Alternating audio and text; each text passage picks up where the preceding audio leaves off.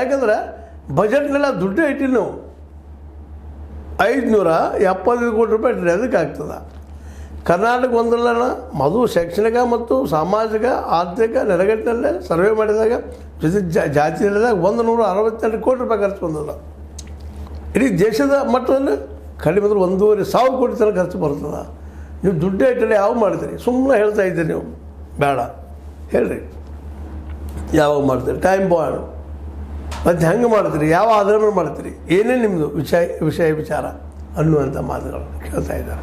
ಅಂದ್ರೆ ನೀವು ನಿಮ್ಗೆ ನಮ್ಮ ಬೆಂಬಲದ ಈಗ ಹೆಂಗೆ ಪಾಕಕ್ಕೆ ಯುದ್ಧ ಹೋಗ್ತಾನೆ ಸೇರಿದಾರೆ ಇವರು, ನಾವು ದಾಳಿ ಮಾಡಿದ್ವಿ ಅಂತ ಹೇಳಿದ್ರು, ಆಗ ವಿರೋಧ ಮಾಡಿದ್ರೆ ಅದು ಮಾತು ಬೇರೆ ಇತ್ತು. ನಾವು ಕಾಂಗ್ರೆಸ್ ಮೇಲೆ ಮುರಿದು ಬೀಳ್ತಾ ಇದ್ರು ಬಿ ಜೆ ಪಿಗರು. ಯಾಕಂದ್ರೆ ಮೊದಲಿಂದು ಪಾಕ್ ಪರ ಕಾಂಗ್ರೆಸ್ ಇವೆಲ್ಲ ಪಾಕಿಸ್ತಾನ ಹೋಗ್ರಿ ಅಂತ ಹೇಳುವಂಥವ್ರು, ಇವ್ರು ಯುದ್ಧ ಬೇಡ ಶಾಂತಿ ಮಾತಾಡಿ ಅಂತಿದ್ರೆ ಅದು ಬೇರೆ ರೂಪ ಹಿಡಿತಿತ್ತು.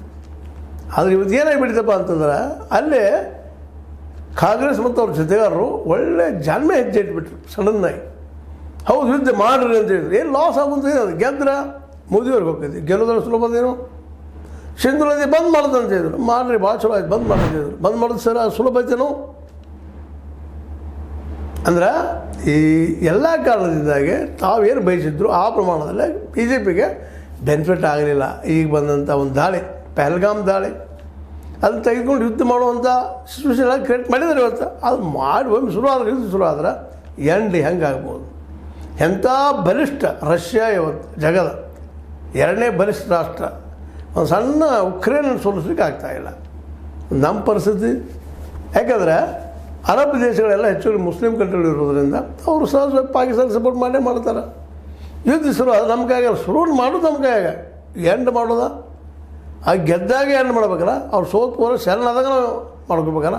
ಇವತ್ತು ಪರಿಸ್ಥಿತಿ ನೋಡ್ರಂಗೆ ಅನಿಸ್ತದೆ ಸೋತ್ ಶರಣ ಆಗ್ತಾರೋ ಅಂತೇಳಿ. ಆದರೆ ರಾಷ್ಟ್ರಭಕ್ತಿ, ರಾಷ್ಟ್ರಪ್ರೀತಿ, ಧರ್ಮಪ್ರೀತಿ ನಮ್ಮಷ್ಟು ಅವ್ರದ್ದು ಅದ. ಮತ್ತು ಅವ್ರ ಹಿಂದೆ ಅನೇಕ ಮುಸ್ಲಿಂ ಕಂಟ್ರಿಗಳಿದ್ದಾವೆ.